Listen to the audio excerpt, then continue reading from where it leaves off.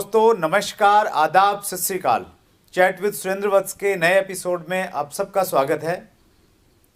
आज हमारे मेहमान जयपुर से हमारे बीच में पधारे हैं। पार्ट टाइम इस बिजनेस को स्टार्ट किया और आज वो फाइनेंशियली फ्री हैं, बहुत सारे लोगों के रोल मॉडल हैं। पहले हम उनका एक वीडियो प्रोफाइल देखते हैं।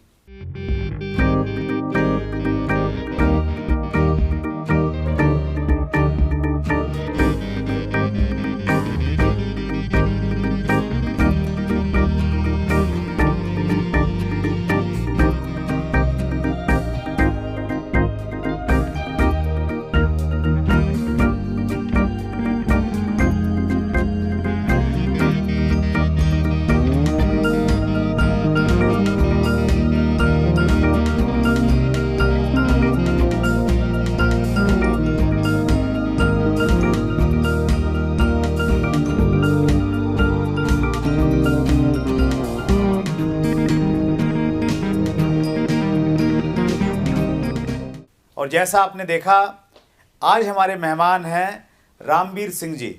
रामवीर सिंह जी, आपका चैट विद सुरेंद्र वत्स में स्वागत है। Thank you sir, thank you. सबसे पहले तो सर मैं आपको थैंक्स कहना चाहूँगा कि जो काम आपने शुरू किया है, जो चैनल शुरू किया है सर, ये आने वाले समय में हजारों लड़कों का भविष्य बदलेगा सर। और एक नई दिशा देगा। इस देश के लिए ये चैनल बहुत काम आने वाला है, तो इसके लिए मैं सबसे पहले आपको बहुत बड़ा धन्यवाद देना चाहूँगा sir. Thank you so much sir. Actually sir ये टीम वर्क है। जी सर। हमारे व्यूअर्स अपना काम करते हैं, आप जैसे जो सफलतम लोग हैं वो आके हमारा हौसला बढ़ाते हैं सर। तो मिलके सब हम लोग इंडस्ट्री की सेवा कर रहे हैं सर। एक बार फिर आपका आभार आपके समय देने के लिए। सबसे पहले सर हम आपकी बैकग्राउंड के बारे में थोड़ा जानना चाहेंगे। सर बैकग्राउंड में एक किसान परिवार से आता हूँ। अच्छा। यूपी अलीगढ़ से बिलोंग करता हूँ और अभी करीब 5-6 साल से जयपुर में रहता हूँ। Okay okay. मतलब एक नॉर्मल परिवार से निकला हुआ व्यक्ति हूँ। पहले सेंट्रल गवर्नमेंट में जॉब की, जॉब के साथ साथ ये अपॉर्चुनिटी मुझे मिली। पहले मैंने इसको देखा, समझा और उसके बाद अपनी वाइफ को इसमें इन्वॉल्व किया। अच्छा, ओके। क्योंकि सेंट्रल गवर्नमेंट में रहते हुए मैं ये काम नहीं कर सकता था। Right right. उनको इन्वॉल्व करके उनके साथ मैंने मीटिंग अटेंड की, इसकी नॉलेज ली। राइट। और जब मुझे समझ में आ गया कि ये एक बहुत ही खूबसूरत इंडस्ट्री है और जो सपने मेरे थे वो यहाँ से पूरे हो सकते हैं, राइट तो मैंने करीब 17-18 महीने बाद राइट। जॉब को क्विट किया। अच्छा, वीआरएस ले लिया वहाँ से? Yes sir. और एज ए करियर के रूप में मैंने इस कॉन्सेप्ट को चूज किया और आज चूज करके मुझे बहुत खुशी होती है कि जो सपने मैंने और मेरे परिवार ने देखे थे वो सब आज यहाँ पूरे हो रहे हैं। That's great, wonderful sir. Sir आज के टाइम में हमारे देश में बहुत बात होती है कि रोज़गार नहीं है, बेरोज़गारी बढ़ती जा रही है और आप सेंट्रल गवर्नमेंट में थे, एक अच्छी खासी नौकरी थी, वो आपने छोड़ दी, इस इंडस्ट्री को ज्वाइन किया। तो आपका विज़न क्या है इस इंडस्ट्री को लेके?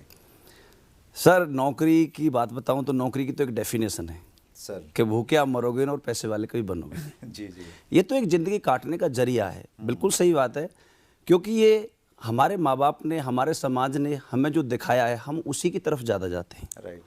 क्योंकि आज एक नौकरी एक ट्रेंड बन चुका था और हमने भी की है। राइट। लेकिन डायरेक्ट सेलिंग एक बहुत ही अलग विषय है सर। जब डीपली इसके बारे में जानकारी मिली और इसको हमने करीब से लोगों से देखा, लोगों को सुना, लोगों से मिले, तो एक अलग सी अंदर से खुशी हुई राइट कि यार पैसा तो दुनिया कमाती है, लेकिन यदि इसके साथ हम आते हैं तो हम औरों को भी अपने साथ पैसे कमा सकते हैं, वंडरफुल, जिंदगी बनवा सकते हैं। अपने लिए तो दुनिया जीती है।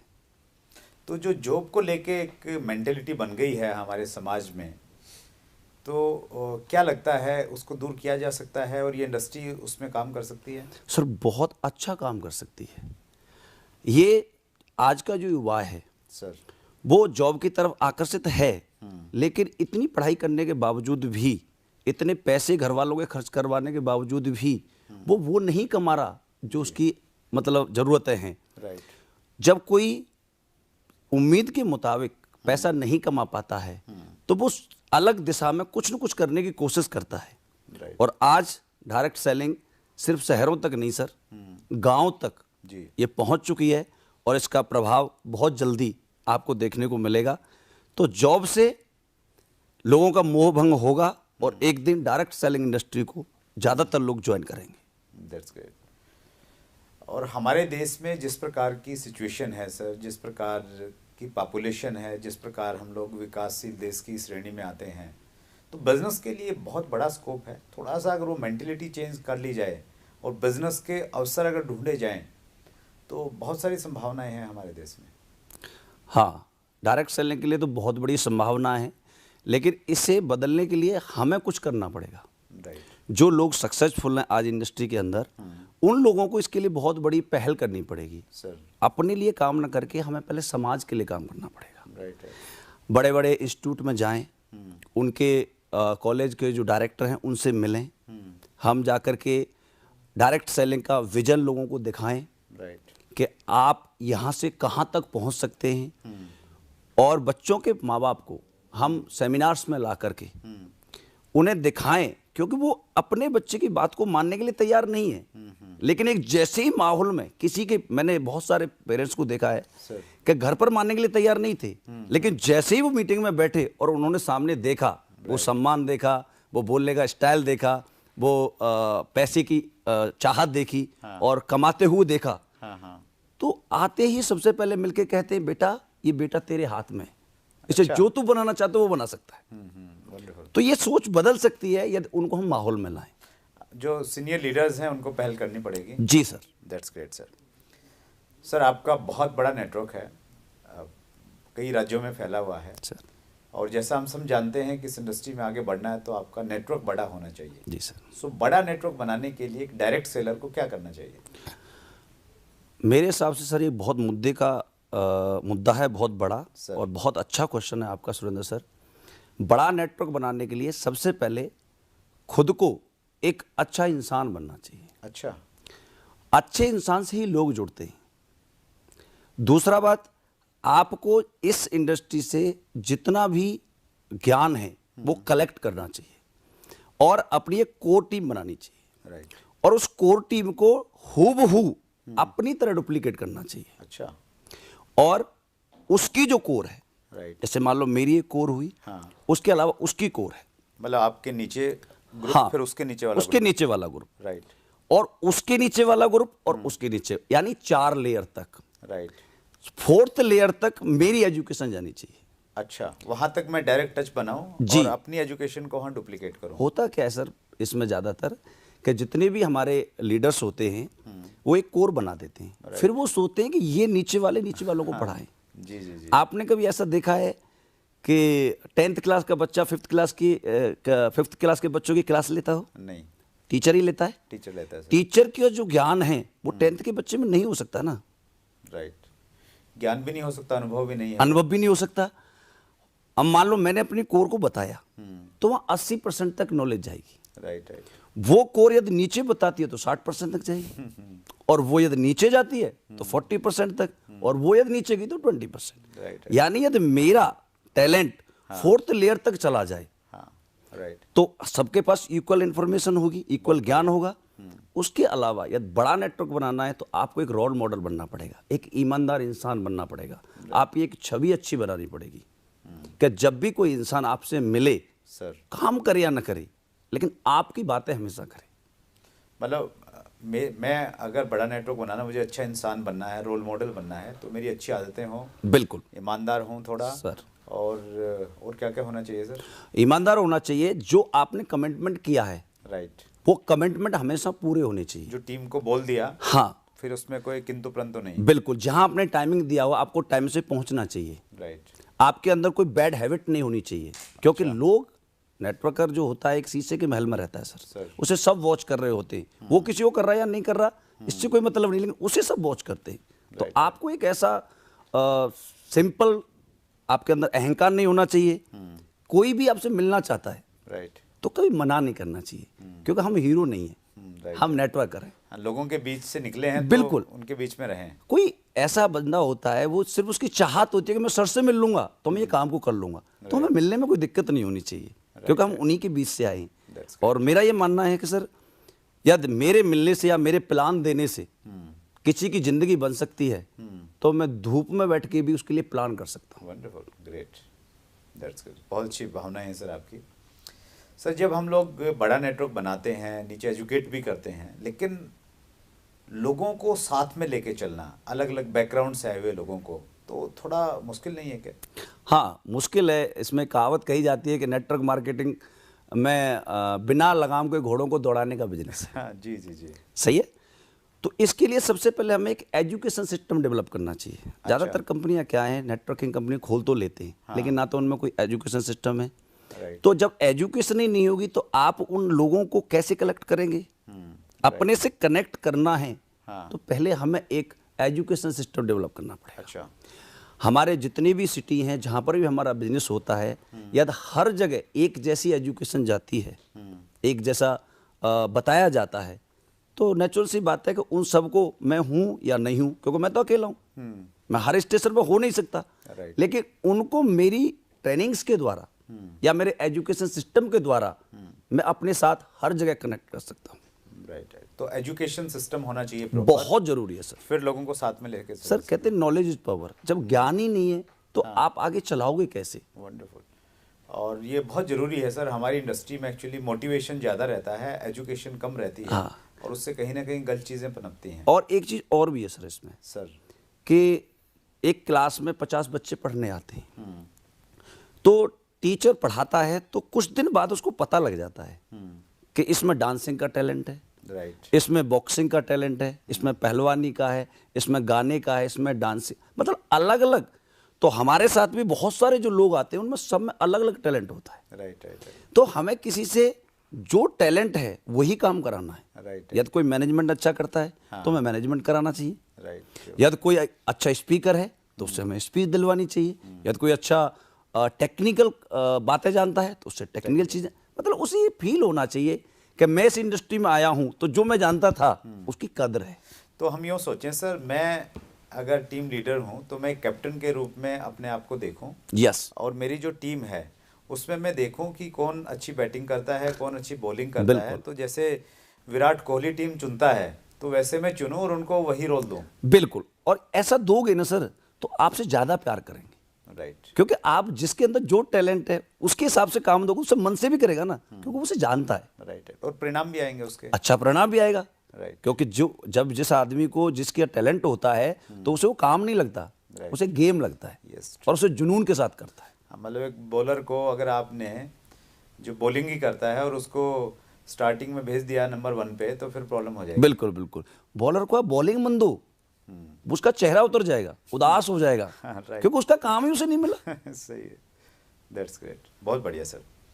सर हिंदुस्तान में अगर हमें डायरेक्ट सेलिंग को लेके अच्छा माहौल बनाना है तो उसके लिए हमें क्या करना चाहिए, आपका क्या संदेश है? सर अच्छे माहौल के लिए सबसे पहले तो हमें गवर्नमेंट से भी रिक्वेस्ट करनी चाहिए कि इसके लिए एक रेगुलेटरी बनाई जाए। राइट। उसके बाद अच्छे माहौल बनाने के लिए हम जितनी भी डायरेक्ट सेलिंग में बड़े बड़े जो लीडर्स हैं इन सबको अपने पर्सनल स्वार्थ से हटकर सर हमें समाज के लिए काम करना पड़ेगा। राइट। जैसे कि मैंने पहले ही बताया था कि यदि हम बड़े बड़े इंस्टीट्यूट में जाएं राइट और इसके बारे में लोगों को बताएं, उनसे कहें डायरेक्टरों से कि जो आप अपने बच्चों को पढ़ा रहे हैं हम भी एक काम देते हैं, राइट, जिससे उनके हर सपने पूरे हो सकते हैं। क्योंकि सर एक युवा जब पढ़ता है, कोई डिग्री कर रहा होता है तो उसके कुछ सपने होते हैं कि भाई जब मेरा जॉब लगेगा तो अच्छी सी गाड़ी होगी, अच्छा सा घर होगा, मैं जो चाहूँगा वो पहनूंगा, मेरा बैंक बैलेंस होगा। लेकिन जब वो भीड़ में निकलता है और उसे मनचाही चीज़ें नहीं मिलती हैं तो बड़ा उदास होता है। लेकिन दुनिया में एक मंच ऐसा ही है जहाँ से ये सारी चीज़ें पूरी हो सकती हैं और वो है डायरेक्ट सेलिंग। राइट। क्योंकि यहाँ पर कुछ नहीं चाहिए, ना आपका एजुकेशन चाहिए। एजुकेशन बहुत बड़ा मुद्दा नहीं है डायरेक्ट सेलिंग के लिए, क्योंकि education doesn't matter to success. World के टॉप 10 पैसे वाले जो लोग हैं वो पोस्ट ग्रेजुएट नहीं है। राइट राइट, सही है। और न इसको करने के लिए किसी पैसे वाले की जरूरत है, क्योंकि हमारे सामने एग्जाम्पल भी हैं कि 100 अरबपतियों को हम देखें वर्ल्ड के तो मुझे लग रहा है कि 80 लोग पहले गरीब ही थे। हाँ बिल्कुल सही कह रहे हैं आप। सही है।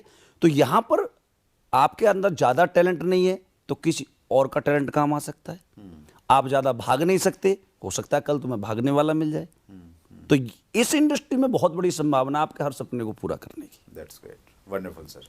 आगे बढ़ते हैं हम। अच्छा, डायरेक्ट सेलिंग में जो युवा है वो बड़े उत्साह के साथ में इसको देख भी रहा है और कर भी रहा है, तो क्या एक युवा, स्पेशली वो अगर स्टूडेंट है, तो डायरेक्ट सेलिंग को करियर के रूप में चुन सकता है? हाँ बिल्कुल सर, चुन सकता है। क्योंकि देखो, हमने जब ये कॉन्सेप्ट देखा तो मेरी एज लगभग 35 थी, तो मैं ना युवा में हूँ ना बुड्ढों में हूँ, तो यूथ ही कहा जाता है हमारे जैसे लोगों को भी। पर नेटवर्क मार्केटिंग में ये देखा जाता है कि जो बाद में आया या पहले आया ये कोई मैटर नहीं करता, आप कितने सीरियस हैं। Right right. दूसरा, आपके पास कौन सी अच्छी कंपनी है। ओके। दूसरा, आप जब आए किसी कंपनी को करने के लिए तो उसका एजुकेशन सिस्टम क्या है। राइट। आपको जो पैसा मिलता है क्या उसे सही कैलकुलेशन समझाने के लायक आप हैं। Right right. क्योंकि आज का युवा बहुत पढ़ा लिखा है सर। सब जानता है, आप उसे सही तरह से मैथमेटिकली समझाएंगे तो वो समझेगा। मेरे साथ बहुत सारे ऐसे लोग हैं जो इंजीनियर भी हैं, डॉक्टर्स भी हैं, ग्रेजुएट भी हैं, बीटेक है, एमटेक हैं, आ रहे हैं युवा आज इसे करने के लिए। तो मैं तो सभी युवाओं से ये कहना चाहूँगा कि दोस्तों, आप सभी का फ्यूचर है। हम तो स्ट्रगल कर रहे हैं, लेकिन आप जब आओगे तो आपको तो एक बहुत बड़ा प्लेटफॉर्म बना हुआ मिलेगा जिस पर सिर्फ आपको तो दौड़ लगानी है और अपने सपनों को छूना है। That's great, wonderful sir. आपने बहुत सारी चीज़ें बताई। आपकी ज़िंदगी का सबसे बड़ा सेटबैक क्या था और आप उससे कैसे उभरे? सेटबैक तो बहुत बड़ा था सर मेरी लाइफ का सर। क्योंकि जब पहली बार मुझे नेटवर्क मार्केटिंग का एक सेमिनार देखने का मौका मिला तो उसे देख के मैं बड़ा खुश हुआ। मेरी ज़िंदगी के जो दबे हुए सपने थे वो एकदम जगने लगे सर। और मैंने उस काम को बहुत जल्दी पकड़ा और करना शुरू किया। लेकिन वो बड़े लकी लोग होते हैं जिनको पहली बार में अच्छी कंपनी मिल जाती है। सर। मैंने उसमें जितने भी मेरे रिलेटिव थे मैं सबको ज्वाइन करा दिया और 3 साल 4 साल मेरे उसमें लगाए, अच्छा नेटवर्क भी बनाया। लेकिन 4 साल बाद मुझे उसका बड़ा नेगेटिव परिणाम मिला। अच्छा। मेरे जितने रिलेटिव थे वो सब मुझसे नाराज़ हो गए और मुझे बड़ा ताहना देने लगे कि भाई ऐसे ही पैसे कमाने थे तो हमसे मांग लेता। अच्छा। हमारे पैसे वेस्ट क्यों कराए। मतलब वो प्रोडक्ट किसी काम का नहीं था। Right right. ऐसी ऐसी चीज़ें दी हमने और आपको जानकारी नहीं थी? मैं पहली बार आया था। राइट। मैं तो कुछ करना चाहता था तो मुझे नहीं, सही और गलत का मुझे नहीं पता था। मैंने कहा ना, वो बड़े लकी लोग होते हैं जो पहली बार में जिनको अच्छी कंपनी मिल जाती है। राइट राइट, बहुत सही। सही है।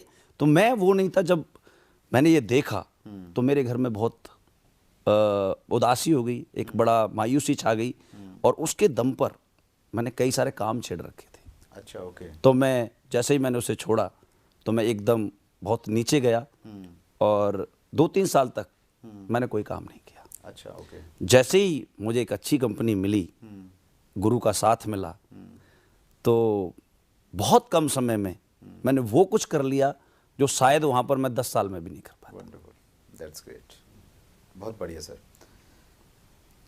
कुछ क्वेश्चंस हैं व्यूअर्स की तरफ से, अगर आपकी इजाज़त है तो मैं उनको ले सकता हूँ? Sure sir, please. Mohammad Rizwan ji का प्रश्न है, सर आपने ऐसी कौन सी गलती की जिसको सुधार के आप आगे बढ़े? हाँ, मैंने अभी बताया। सबसे पहले मैं आपसे भी कहना चाहूँगा कि दोस्तों, जब भी नेटवर्क मार्केटिंग में कदम रखते हैं तो सबसे पहले अच्छी कंपनी का चुनाव करें। That's great. अगला प्रश्न है सर, इंग्लिश में इन्होंने पूछा है, people already know about network marketing and when they were invited in a MLM seminar they said I have already seen how to invite people for MLM seminar, perfect invitation कैसे करें? हाँ, एक बहुत बड़ा क्वेश्चन है sir. ये सभी का रहता है। बोला सर हम बहुतों को इनवाइट करते हैं लेकिन कोई नहीं आता। लोग पकड़ पकड़ के लाते फिर भी लोग नहीं आते। तो मैं इसके लिए कहना चाहूँगा कि कभी कभी इंसान को ना इमोशनली भी टच करना चाहिए। अच्छा। जैसे मान लो मैं और आप अच्छे दोस्त हैं और मैं आपको इनवाइट करने आया। मैं कहता हूँ सुरेंद्र जी, मेरी एक सेमिनार है, मैं एक कंपनी करता हूँ और उसमें आपको चलना है। राइट। आप कहते हैं यार ये बेकार का काम है, मुझे नहीं जाना। ज़्यादातर ये रिप्लाई मिलते। राइट। तो उनसे आपको सीरियसली कहना है, बात करना है कि भाई ये बताओ कि आपकी और मेरी दोस्ती कितने साल पुरानी है। बोला है 10-15 साल पुरानी। कि 10-15 साल में क्या मेरी इतनी भी इमेज नहीं है कि आप मुझे 1 घंटा भी दे सको। मैं आपसे पैसे नहीं ले रहा, कहीं ज्वाइन नहीं करा रहा, किसी के साथ मारपीट कराने नहीं ले जा रहा। मैं क्या करता हूं सिर्फ अपने दोस्त को दिखाने ले जा रहा हूं। यदि तू मुझे 1 घंटा नहीं दे सकता तो फिर तू मुसीबत में मेरा साथ क्या देगा। Right right. तो मेरा मानना यह है कि हर इंसान को नेटवर्क मार्केटिंग में अपने रिश्तों को भी आजमाने का वक्त मिलता है। राइट। करो या मत थोड़ा करो, इमोशन को टच किया जाए, करना चाहिए। Right right, that's great. अगला प्रश्न है यश चाहर जी का। सर, जब आपको ट्रेनिंग के दौरान देखा तो आपके अंदर गाना गाने की, कविताएं पढ़ने की कला है, ये आपने कहाँ से सीखी? कोई बहुत आपके क्लोज फॉलोअर हैं? चलो यश जी, मैं बता देता हूँ, गाना गाने का शौक मुझे बचपन से ही था। अच्छा। स्टेज परफॉर्मर में बचपन से रहा हूँ, मुझे कभी हेजिटेशन नहीं हुआ। और गाना लिखने का भी मुझे पहले से ही है। हाँ, मैं किसी भी फिल्मी गाने के ऊपर कोई भी गाना लिख सकता हूँ। वाह। और बट जब कविताओं वाली बात आई तो मैंने कुमार विश्वास जी को जब सुना तो उनकी लाइनें बहुत ज़्यादा मुझे इम्प्रेस करके गई। और मुझे लगा कि इनके शब्दों में इतनी जान है कि यदि मैं इसे नेटवर्क मार्केटिंग से कनेक्ट कर दूं तो एक अच्छा माहौल भी बन जाएगा। क्योंकि लोग 2-3 घंटे सुनकर ना बोर हो जाते हैं। यदि उसमें हम कह दें तो उसके लिए मैं आपके लिए भी 4 लाइन लिख के लाया हूँ। यदि आपकी इजाज़त हो तो मैं सुना के जाऊँगा। Please please. पड़े डायमंड थे लाखों, पिरो के बन गई माला। वाह। थे सपने अनगिनत उनके, उजाला तुमने दे डाला। करें ऐलान अब हम ये कि दुनिया जीत लेंगे हम। क्योंकि आज हिंदुस्तान में हजारों डायमंड अलग अलग पड़े हुए थे सर। आपने उन सबको एक किया है और हजारों सपनों को आपने एक उजाला दिया है। करें ऐलान अब हम ये कि दुनिया जीत लेंगे हम। चैट विद वर्ड्स ने हमको सुनहरा मंच दे डाला। तो ये गाने की कला मुझे पहले ही से थी और मैं अपनी हर सेमिनार में 1 या 2 ऐसी चीज़ें सुनाता रहता हूँ। आपकी आवाज़ भी बहुत अच्छी है और जो शब्दों का चुनाव है सर वो बहुत बेहतरीन है। Thank you sir. That's great sir, wonderful.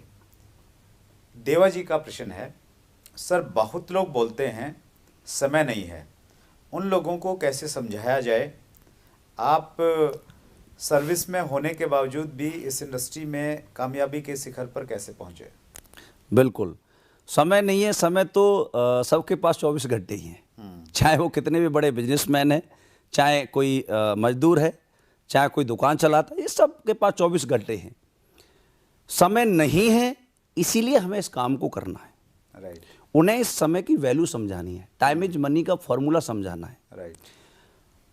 मुझे पता है कि कोई भी इंसान जॉब करता है या कोई अपना धंधा करता है सर, उसके पास कुछ समय होता है जो उसे टीवी देखने में वेस्ट करता है या लोगों के साथ गप मारने में वेस्ट करता है।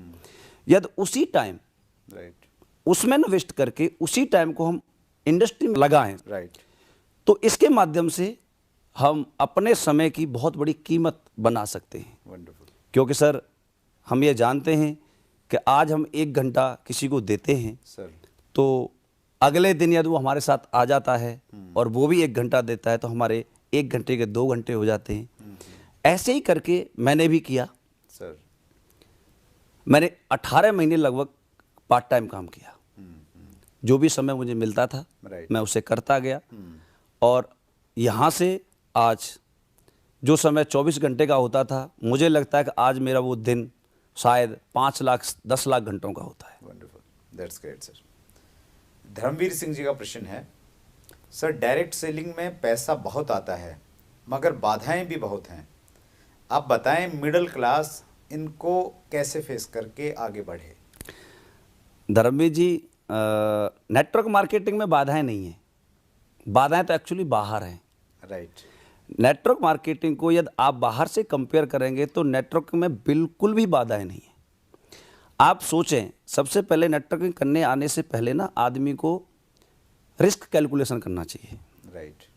आप बाहर धंधा करेंगे, कोई भी अपना व्यवसाय करते हैं तो कम से कम 4 से 5 लाख रुपए आप इन्वेस्ट करते हैं और तब जाके 5 या 10 हज़ार रुपये महीने कमाने लायक होंगे। राइट।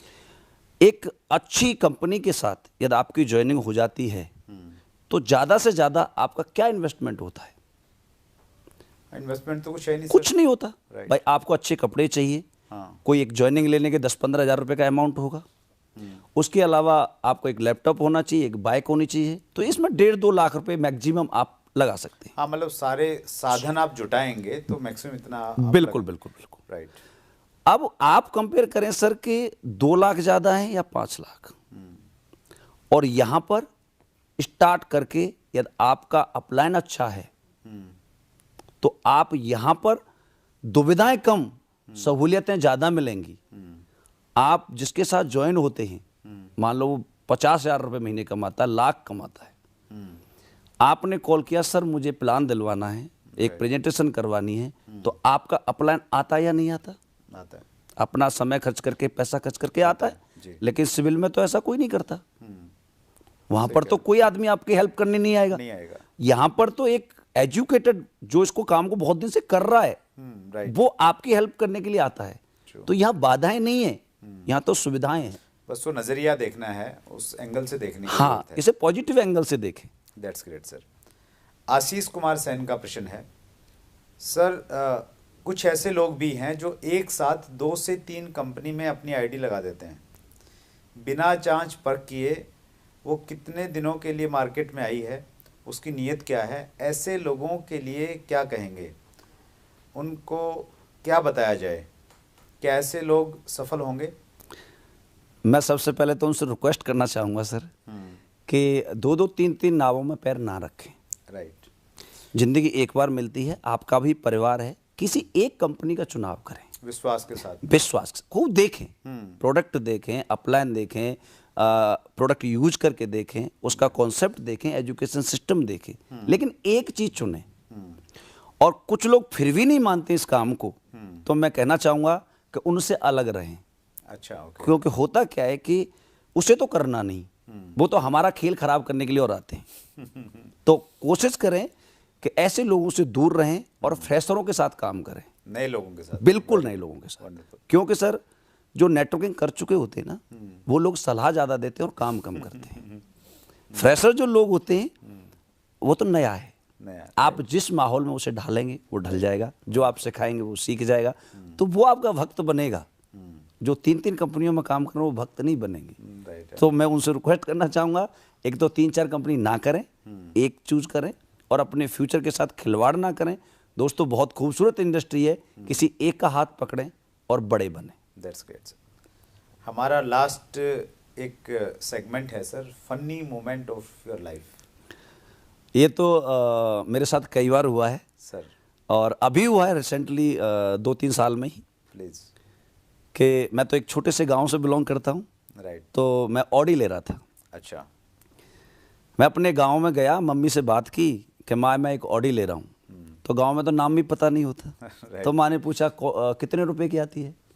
तो मैंने कहा माँ आई करीब 40-50 लाख रुपए की। बोला कितने आदमी बैठते हैं? अच्छा। मैं बोला 5 बैठ जाते हैं। हाँ। तो बोला 4 लाख में 5 बैठ जाते हैं, तो फिर 50 लाख क्यों खर्च कर रहा है? उसके बाद मेरा मन किया, मतलब कारों को लेके मेरे साथ ये फनी मोमेंट हुए। तो मैं कि चलो मैं एक जगुआर ले लेता हूँ। अच्छा। हाँ, तो बात की मैंने अपनी मम्मी से, मैं कि मम्मी मैं एक जगुआर लेने जा रहा हूँ। तो माँ कहती है कि बेटा इतने बुरे दिन आ गए कि तू जुगाड़ लेने जा रहा है। अच्छा, जुगाड़। दैट मीन्स उन्हें नाम नहीं पता। और मेरे गांव में तो अभी भी मैं जाता हूँ ना सर, रियली बता रहा हूँ, लोग ये कहते हैं कि ये किराए की ऑडी लेके आया है। अच्छा। ये ऑडी नहीं ले सकता, क्योंकि हम एक ऐसे बैकग्राउंड से आते हैं, गांव से, वहाँ लोग नहीं बिलीव करते कि आप इतना पैसा कमा सकते हैं। राइट। तो ये मेरे साथ बहुत बार होता है। That's great, wonderful. बहुत एंजॉय करते हैं आप इंडस्ट्री को सर? जी सर, बहुत, मतलब मैं बता नहीं सकता, मेरी फीलिंग नहीं जाहिर कर सकता। मतलब इसे लेकर के कोई आदमी मेरा ब्लड भी चेक करे ना, हाँ, तो सर डायरेक्ट सेलिंग के लिए पॉजिटिव मिलेगा। Wonderful, that's great sir. आपकी बातें, आपका व्यक्तित्व और जिस प्रकार आप कविता और गाने में इन्वॉल्व हैं, तो वो बताता है कि आपका रोम रोम इस इंडस्ट्री को लेके खुश है और कुछ बड़ा करना चाहता है और इंडस्ट्री को एक सही दिशा देना चाहता है। जी सर।